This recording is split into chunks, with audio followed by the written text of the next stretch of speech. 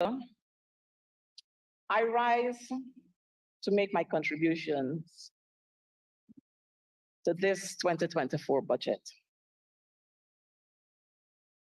Mr. Speaker, my colleague who spoke before me, and I'm calling him colleague because we have a mission to do. While he spoke about the 18,000 US, he forgot to mention the making of a scapegoat of an ordinary public servant with a 211 million US dollars. Which, Mr. Speaker, was written off. And even the minister claimed that he did not know who authorized the public servant to do that. Mr. Speaker, I want to thank the opposition leader, the Honorable Captain Aubrey Norton, for allowing me this privilege to do what I have to do here. But Mr. Speaker, as we debate this budget, we must remember that quality education is the most powerful tool to realize opportunities. A tool children can use to end poverty and unemployment, despite their circumstances of birth, race, geography, or gender. The Ministry of Education, Mr. Speaker, has a mandate that is critical to the nation's development. And that is, if managed properly, it is a glorious opportunity for the nation. But when mismanaged, it is the disaster we find ourselves in today. Mr. Speaker, Budget 2024 was delivered under the theme, Staying the Course, Building Prosperity for All. A quick glance at this budget will reveal, Mr. Speaker, that there has been a daring misplacement of this theme in the history of presentations in this House. As a natural consequence, the budget needs to be rethemed and bear the title, Staying the Course for the Elite Friends, Families, Favorites, and Flatterers. Building prosperity for the PPP cronies. There is nothing here to transform the lives of teachers or change their sad working reality. This budget has once again confirmed to the teachers that their work is not valued by this government, and that the only hope lies in ensuring that they can get registered and prepare to return the coalition government to power. Mr. Speaker, the minister has lowered his office by delivering to us a shameful intellectual opportunism for 5 hours. The honorable member has confirmed that this government is in trouble by stretching statistics, numbers, and percentages to their thinnest to make this government look good. The honorable member dabbled in the dark arts of spinning numbers and narratives. This, Mr. Speaker, is the same skill of stretching the dollar in the case of the teachers and mothers in Guyana at the moment who have been forced to master the art of stretching food and money to their thinnest to survive in this elitist economy. If this budget, Mr. Speaker, was delivered as an assignment in any classroom, it would have been given an F grade, and the author's parents would have been called in. Mr. Speaker, the honorable member has lost credibility when he sought to mischaracterize the 2020 elections and failed to mention that the documented evidence indisputably shows that it was and it is still the People's Progressive Party who set this nation on a path to pain and national stress in December of 2018 when a parliamentary coup was launched against the coalition government. It is Guyana on a path of 2 years. It set Guyana on a path of 2 years of pain and distress, where school children were attacked. Mr. Speaker, policemen were chopped, and nurses returning from work had their cars destroyed, all at the hands of the PPP. Mr. Speaker, the hard documented evidence is not going anywhere. Mr. Speaker, valid ballots changed to rejected ballots. Rejected ballots changed to valid ballots. Electors voting with oath of identities not listed on the official list of documents, and I can go on and on and on. Mr. Speaker, as we continue to go on, this would have culminated in Guyana's first installed regime. And here we are, the fifth budget by a regime that does not reflect the will of the people. The budget reflects the thinking of a government who believes in the trickle-down economics, which means fattening the ruling class and hoping that they would pass the wealth to the bottom. Hence, Mr. Speaker, the education sector and teachers cannot expect much from this kind of government with that outdated thinking. Mr. Speaker, education is in trouble. And one can surmise this, Mr. Speaker, that education is not a puppy show. Education is a critical sector. But what have we seen? We have seen gloating in quality and not gloating in quantity. And that gloat has landed us in the crisis that we now find ourselves in. Mispronunciation of words at several forums, both locally and internationally. Mr. Speaker, not knowing where to put the word she, whether to say it's a preposition or a pronoun.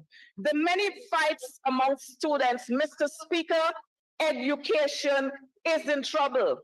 Mr. Speaker, the disrespect that has been meted out to teachers from learners, parents, and education officials. Mr. Speaker, to illustrate the grand failure of this budget for the education sector, it is necessary to compare what we did while we were in office and what this government has done this far. Mr. Speaker, under the coalition government, the incomparable Minister of Finance, Mr. Winston Jordan, on a path of unprecedented levels. During his tenure, the Honorable Winston Jordan, former minister, presented Budget 2020-15 to this House in August. It was entitled A Fresh Approach to the Good Life in the Green Economy. In January of 2016, the minister presented again to this House a budget entitled Stimulating Growth, Restoring Growth that Beckons the Good Life. Mr. Speaker, and I can go on and on to tell us about what the good life the people of Guyana live under the coalition. These budgets, Mr. Speaker, reflected the philosophical thinking and providing a good life for all Guyanese. Mr. Speaker, that remains the strength of the budgetary allocations for education that was made under the watch of the coalition. Importantly, sir, the 5 budgetary allocations for the education sector by the People's Progressive Party is the fact that money is being thrown to a ministry that continues to suffer the worst under the leadership that we have seen in education. Mr. Speaker, since time immemorial, the Ministry of Education has been preserved for learned technocrats who do not significantly and overtly dabble in politics and campaigning every day of the school year. The proud tradition has been maintained by all past ministers of government of education: Burnham, Baird, Shandy Singh, Bisnot, Gaskin, Henry, just to name a few. The reason that the Ministry of Education is normally staffed by a technocrat minister is to avoid a critical aspect of national development from being politicized. Unfortunately, Mr. Speaker, education is now well politicized. Today, the Ministry of Education is saddled with political leadership that is solely focused on the advancement of the party and not the welfare of our learners and our educators.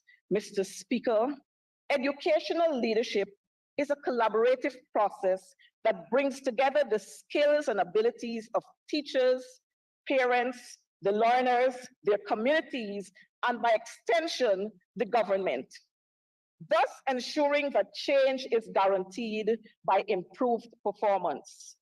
This has to be the sole focus of a Minister of Education, not to sit and campaign every day every second of the day on a smartphone. Mr. Speaker, 68 Brigham has been so politicized, just like many other departments of education, where you have political lackeys with fat contracts who are clueless about education. They are now in charge of the ministry. Mr. Speaker, could you imagine our University of Guyana, 60 years old, has been given $4.1 billion, while a 3-year-old Guyana Girls Scholarship Program has been given $4.1 billion. It's a shame that we have our university here and we don't seek to promote and to build what we have. Honorable member, I allowed the first one to go. This is the second time you're using it. I'm guided, sir. While the experience, Mr. Speaker, the departments of education have been politicized, while the experience and technical education personnel have been sidelined. Therefore, Mr. Speaker, the budget can allocate trillions and zillions to this sector. Once the situation remains the same, education will continue to fail and the crisis will continue. Mr. Speaker, when we look at what is happening in our schools, it leaves one to wonder. When we look at the videos that are circulating with fights, etc., it leaves one to wonder what is happening in education. But we seem to be saying, Mr. Speaker, that buildings seems to be the solution to the problem. Then if buildings were to be the solution of the problem, Mr. Speaker, then there would be no need for a Ministry of Education. There would be need for 2 ministries of public works. Mr. Speaker, therefore, this budget will not and has not done anything for our people in education. Sir, the reason that we have not seen the articulation of any clear education policy is because we hear the razzle and the dazzle on social media noises, but there is no mechanism to measure performance and programs. Mr. Speaker, a Minister of Education should not be versed in the art of cuss out and abuse out. A Minister of Education should oversee the drafting of policies and institute performance measures and conduct monitoring and evaluation systems. Sir, the effect of this wanton politicization is seen in the data. Even though Guyana boasts of a 90% literacy rate, educational literacy remains at an estimated 40%. Mr. Speaker, 55. Mr. Speaker, Honorable Leader of the Opposition. you began this process by saying there should be decorum. And you have a member of parliament over there describing people as dangles. Honorable Leader of the Opposition, please. You have to stand on a point of order with due respect. And I didn't hear the honorable member, Ms. McDonald, violate the present business we run. Can you keep it?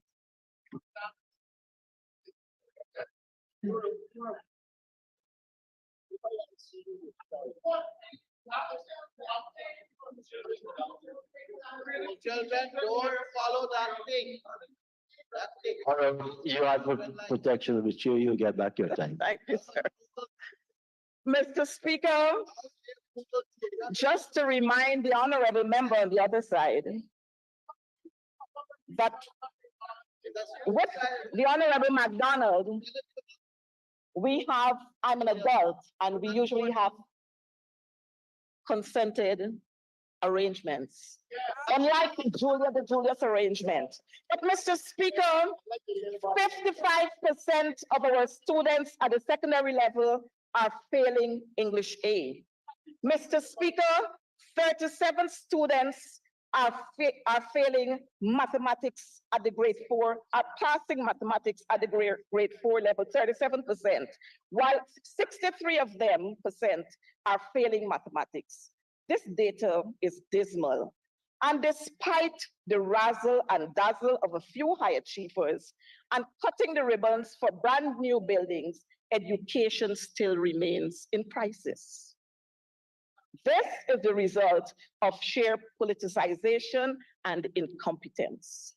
Mr. Speaker, the dangerous effects of this level of incompetence can be seen if one examines the Education Sector Reform Plan 2021-2025. The plan is premised on the United Nations Sustainable Development Goals, Goal 4, which states ensure inclusive and equitable quality education and promote lifelong learning opportunities for all. This plan is entitled, they have there is entitled Eliminating Illiteracy, Enhancing Tolerance and Modernizing Education. The aim of the ESP is to contribute to employment and the reduction of poverty by increasing performance at all levels and reducing the disparity between subgroups. Mr. Speaker, based on the standards set out by this plan in the year 2024, the benchmarks have not been met, and it is safe to conclude that the billions thrown to this sector have missed the mark. Within the 3 years of the billions being thrown to achieve the sector, to allow the sector to achieve its aim, Mr. Speaker, so by the mechanism outlined, there is dismal failure at the level of the ministry. Mr. Speaker, based on this reality, we have no confidence that the $135 billion that has been allocated to this sector in this budget will move or change the dismal data that haunts the education in its current state. As usual, Mr. Speaker, the money will go to the friends, the family, the favorites, and the flatterers, and the entire crony class. We have not seen a single report with outcome measures that provides information on progress towards desired results in the key areas. The effectiveness of programs impacts on clients. There is no intermediate outcome measures that show some desired outcomes, and those results may not be known for several years.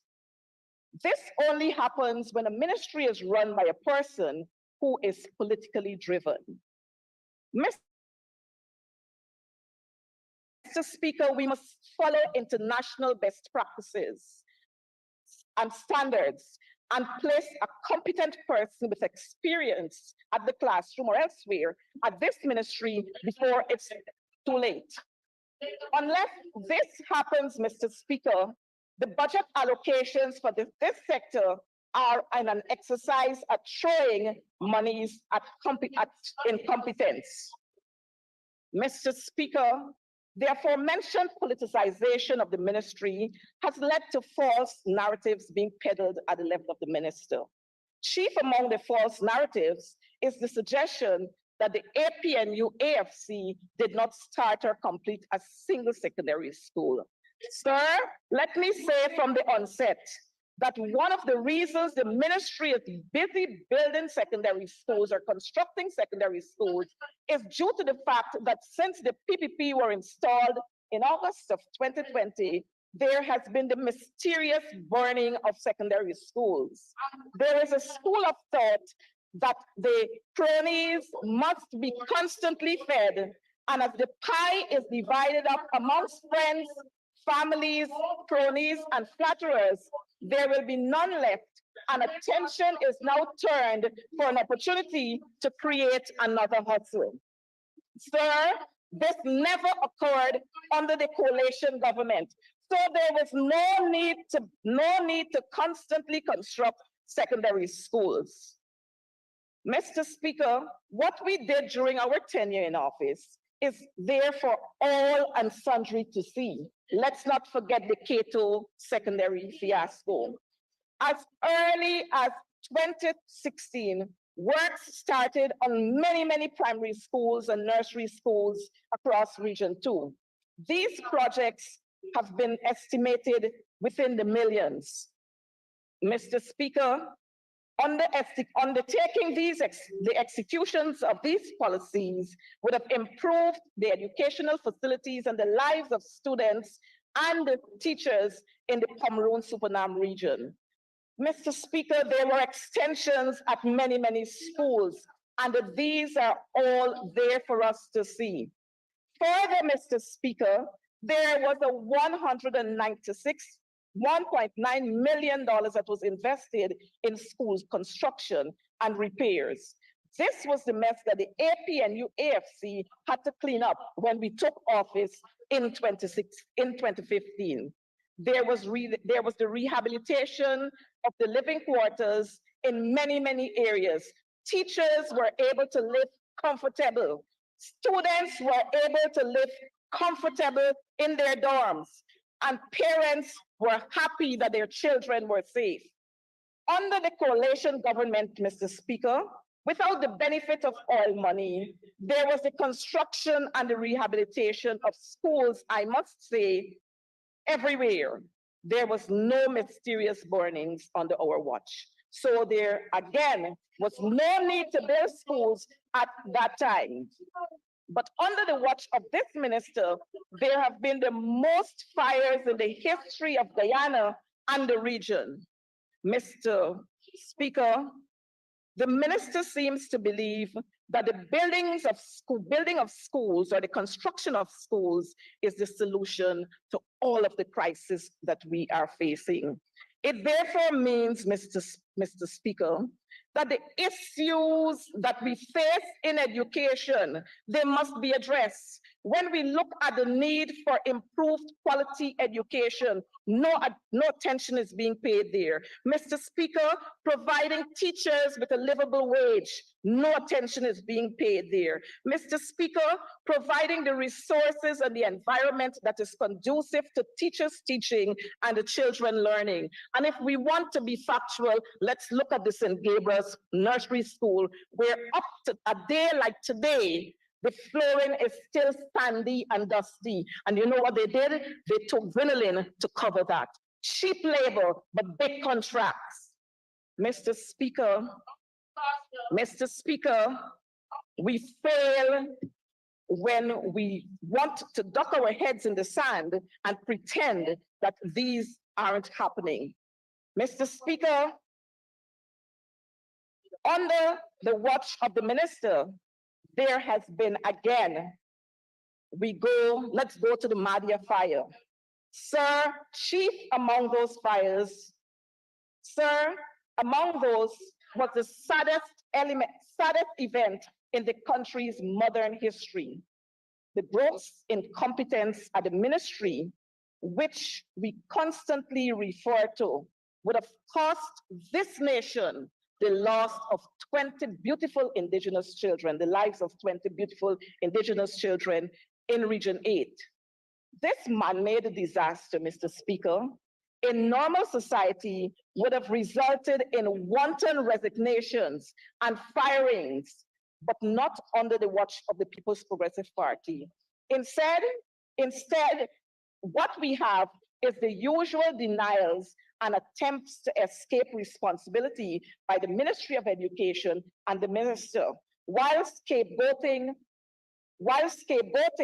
of the regional education officer was done. Mr. Speaker, prior to that incident, prior to that fire, UNICEF and the Guyana Fire Service had submitted reports to the government of Guyana warning about the safety of dormitories across Guyana, and also submitted recommendations to correct the risk. The ministry ignored these submissions. The government made matters worse when it sought to escape paying compensation to the families of those victims and established a commission of inquiry after insistent calls by the coalition. This uncaring behavior continued when the government appointed a COI without independent international commissioners. The COI, Mr. Speaker, has completed its work and the report has been presented. Mr. Speaker, we were not confident that this report will place the blame where it needs to be, squarely at the feet of the ministers. Sir, the doctrine of ministerial responsibility is clear. It is a fundamental constitutional principle in the Westminster parliamentary system, according to which ministers are responsible to the parliament for the conduct of their ministry and government as a whole. Ministerial responsibility, Mr. Speaker, is central to the parliamentary system because it ensures the accountability of the government to the legislature and thus ultimately to the public. We suspected, Mr. Speaker, that the report would have been crafted to suit the political aims of the regime. In the interest of the victims, their parents, the people of Region 8, and the general population, we will continue to call for an independent probe and a fair and proportional compensatory package for the victims and their families. Mr. Speaker, we reiterate the next coalition government will review this matter and make proper restitutions that fully respects the full scope of the loss of lives and grief experienced by those affected. Mr. Speaker, the budgetary allocations to the education sector reflects a vision of reflects the lack of a long-term vision. The allocations covered under this, the allocations covered are construction, distribution of textbooks, national school feeding program, the purchase of textbooks, the University of Guyana, the Gold Program, an arrangement with Cursor, ICT training for students, support for technical and vocational training. Some of the aforementioned are necessary, but Mr. Speaker, Guyana's largest budget has to be made with much stern and grand vision. On that consideration, I now direct my attention to the COVID-19 pandemic and its effect. Technically, the pandemic has not disappeared, and reports suggest that the virus is making a return.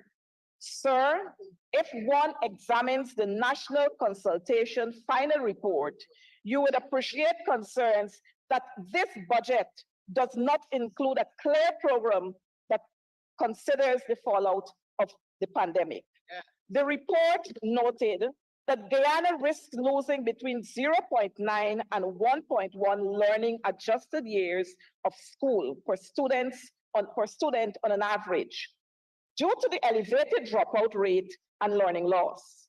If not addressed, it is estimated that there will be an average reduction in future earnings of $791 per student per year. The present value of all future lost earnings across Guyana is estimated to be at $1.2 billion. More sensible countries, Mr. Speaker, have announced huge catch-up programs.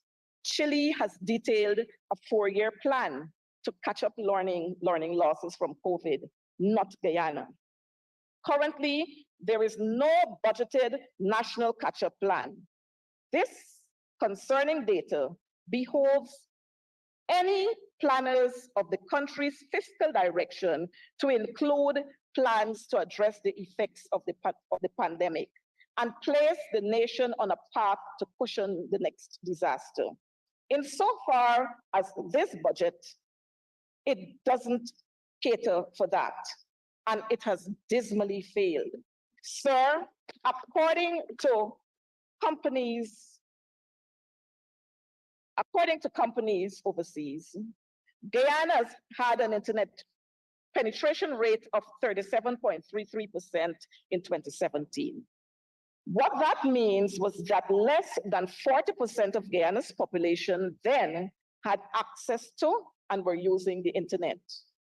Data Reportal, an online platform which summarizes third-party data to illustrate trends and provide insights, indicated that of January 2020, 55% of the population of approximately 430,000 persons were using the internet.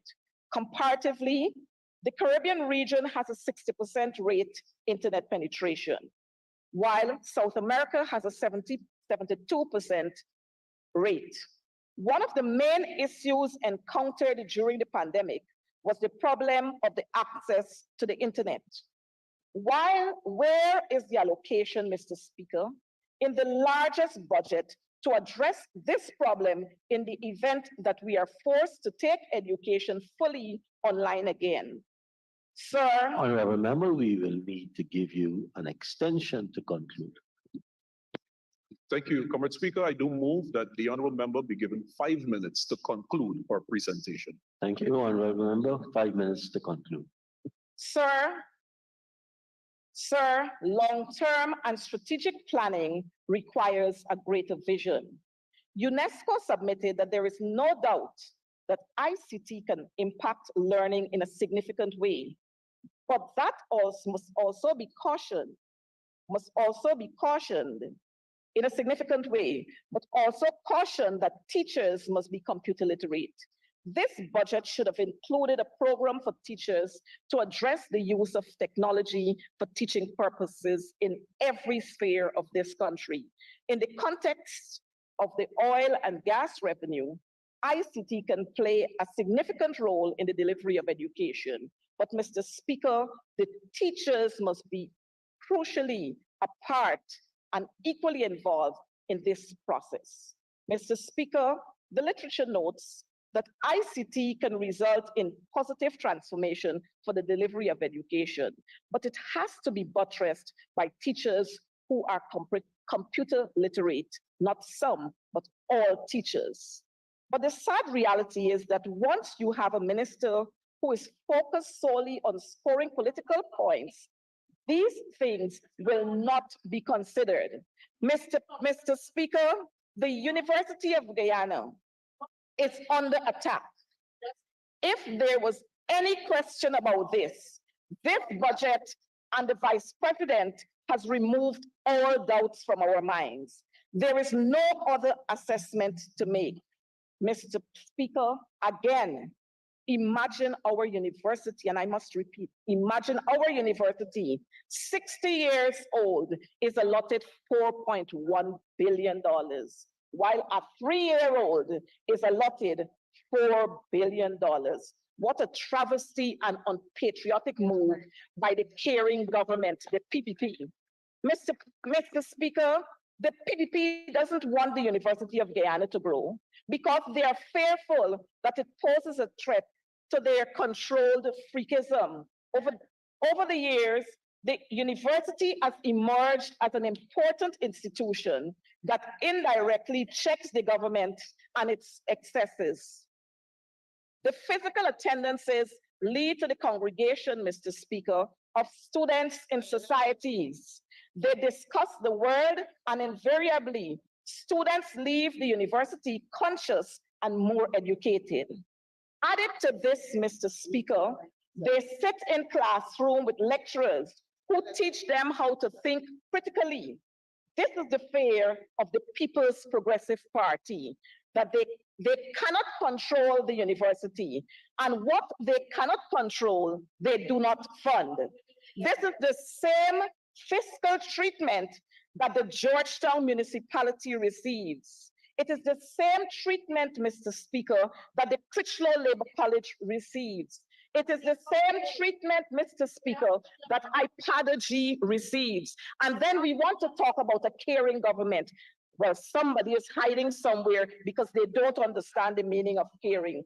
Mr. Speaker, the PPP has always viewed the university as an institution of resistance, and for that, they must be punished.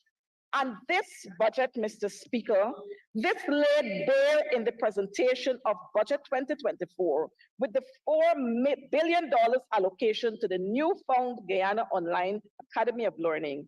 While we welcome any chance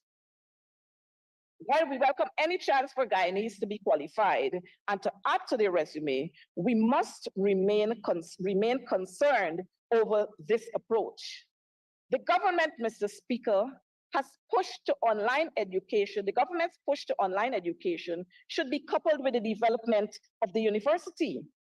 The two objectives can be combined. On one hand, we can develop UG and at the same time move to online learning. It is unacceptable that the university's funding is now equaled to an academy of learning that is under direct political direction. This would have been the perfect opportunity, Mr. Speaker, to fund the University of Guyana and make it into a world-class institution. As there is no monitoring and evaluation of the Gold Scholarship Program, our research has uncovered major issues with the Gold Program. Nobody knows where the ranking. So you'll have to wrap up in half a minute.